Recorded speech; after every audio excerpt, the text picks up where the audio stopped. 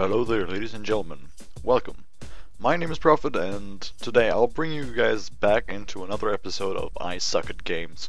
Today we will be featuring some League of Legends content, and we will be discussing League of Legends in general. So, League of Legends, for those who do not know, is a game of the series called MOBA. MOBA is pretty much most likely going to be the 3 lanes, which we can see here in League of Legends, and in the bot lane for League of Legends you're going to have 2 players, mid lane 1 player, top lane 1 player, and 1 jungler. This is the current, what you would call meta. And it seems like sometimes the community is very angry if you try to break this meta and try to bring, for example, mid lane to the bot lane and try to make plays through that. But I guess that's it all comes down to the community, right?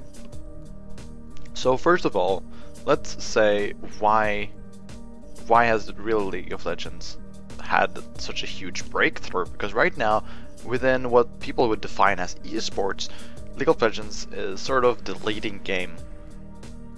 So League of Legends is a very accessible game simply because it's a free-to-play game.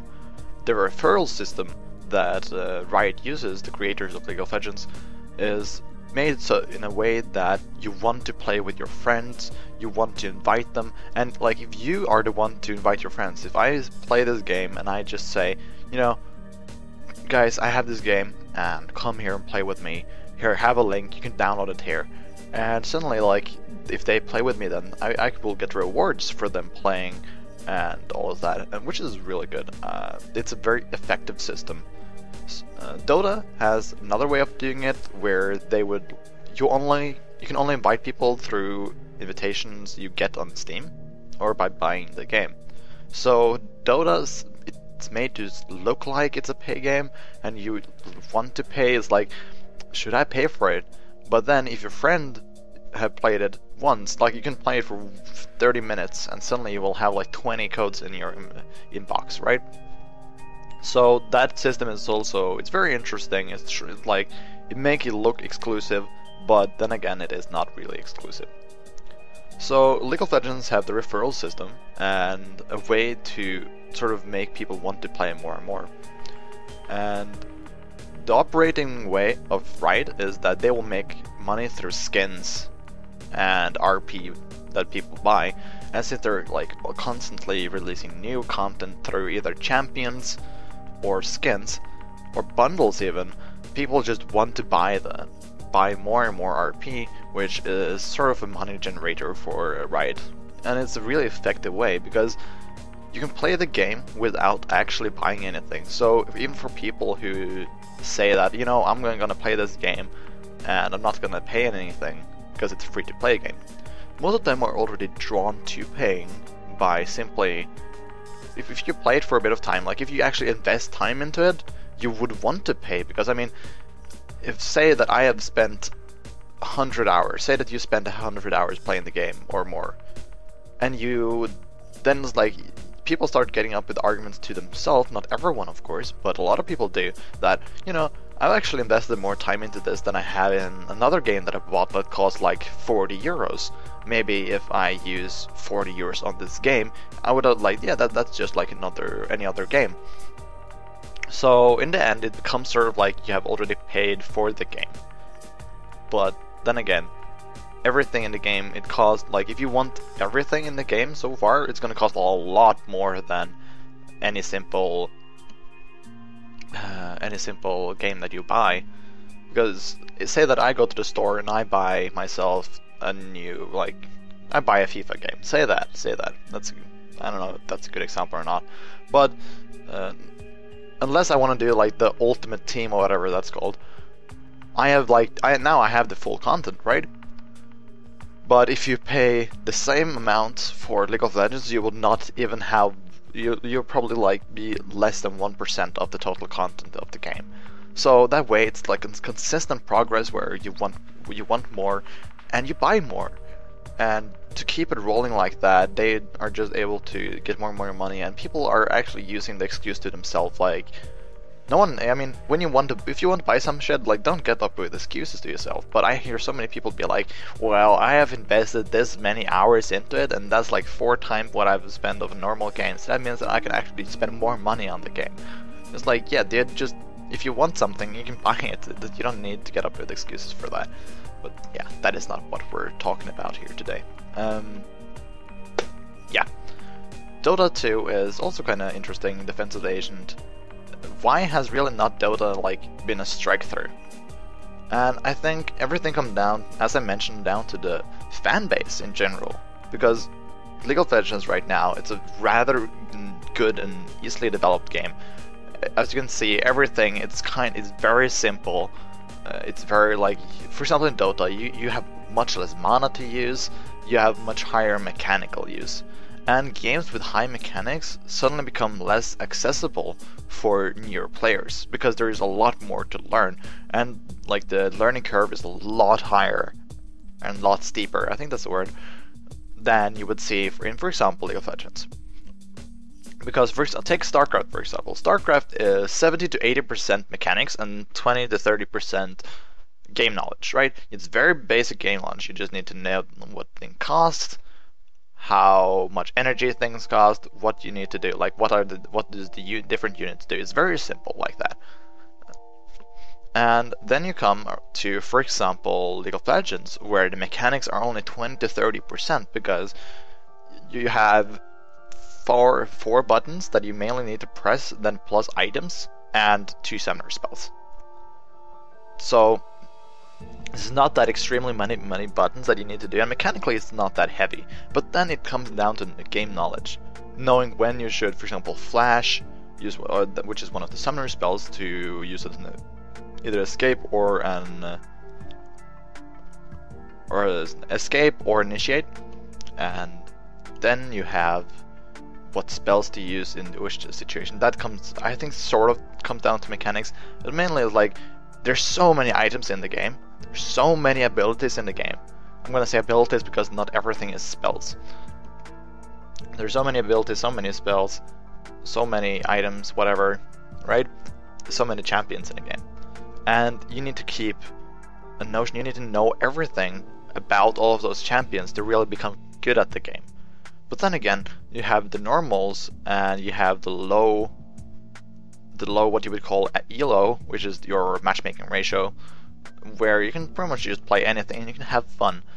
But I mean, you have, I don't know how many it is. Is it 9 different match systems that you can use right now pre-season 4 that are made entirely for pretty much fun. I don't know how fun people have when they play the game and they get raged upon, but that is another case entirely. So I just have to say that it's very heavy on the game knowledge. There's so many things that you need to know, and for example, if it says that my abilities does, for example, 200, I can't just say that, okay, this does 200 damage. I must like take account of the damage reduction from the enemy and all of that shenanigans. So it is a very interesting way to actually do everything and lining it up perfectly. So I find that it's interesting, and I hate it. Okay, so this makes me really fucking angry, guys. Oh, I get so frustrated and pissed off when people compare StarCraft to League of Legends, and sometimes Dota as well. I'm not that mad about Dota, but it still is. Those 3 games are way different. They are created with such huge differences that you can't possibly compare them, because a StarCraft 2 player, they are just saying that League of Legends is like, oh, it's no mechanics, it's so easy, and like you have like very few buttons to press, and that's fucking ridiculous. Ridiculous. Are you real? Are you fucking real when you say that? I don't really understand that, guys. But it does seem that people, for some weird reason, have this weird train of thought that you just need to be a mechanically heavy game to really be a harder game, which is definitely not the case. For example, you had, let's take a good example. I don't know how new it is, but it was the game called Dive Kick, which originally had 1 button. You would jump and then you would dive kick. So it was all about who pressed it correctly, and yeah, that's like one button to press. And then it came down to mostly mechanics. There was not much game knowledge to do, and then it was, you know, it was understanding when and where you should press at the right time, right? And later on, they added more and more features into the game. But as they added new features, like you could move backwards, you had some special abilities and all of that, it did not necessarily, the people who were very good at the original, were only one button, it did not mean that they would become the best in the later versions, or later versions, I don't know what the word to use there is.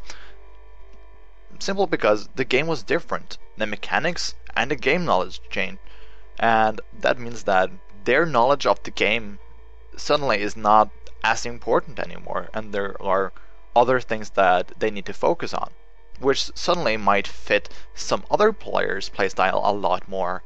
So there are differences, and being good at one does not mean that you will be good at the other, right? And the dive kick example, that was even through within the same game, that the best players in the first version were not able to be the best players in the second version, simply because they just didn't have what it took to just be really good at that version. I mean, over time, yeah, but there's some other people who just like caught onto it like very, very quickly and just said, you know, I understand this and I'm gonna do it and I'm gonna win it, which is a really cool way to do it, I think. So it's pretty much the same with comparing League of Legends to other games, or like to other, like what people would define as esport games in goose marks. It's just very, very stupid. You can't possibly compare different games that are like even of different genres. I mean, StarCraft is an RTS while League of Legends is a MOBA game, so it's very, very, very stupid. But oh well. I think that, yeah, that's what I have on my heart for at least that part. So this game is, I think it's played on the public beta environment server that I did. It was kind of good. I like this. I like the changes. This was pre-severe release. So right now, this severe is, yeah, this is the first I've ever seen of the severe without the, or as she got buffed. So that was interesting. So yeah, I hope that you guys have enjoyed this video. If there's any topics that you want me to discuss, I just really want to get that off my heart, because there's a lot of people who just does so much retarded stuff and say so many stupid things. But I know that I like to think that the viewer base that I got is smarter than so, and that they will refrain from being retards, which I think that you'll be able to not be. Yeah, I think that was all. And I'll thank you guys for tuning in, and I hope to see you guys next time in my next video. I do not know what that will be. Oh yeah, I actually do know. I will most likely make an angry video on the release of or PC ports, pretty much, because there's so many ports that are bad. Yeah, I'll see you guys next time, and I thank you guys for tuning in. Have a good day.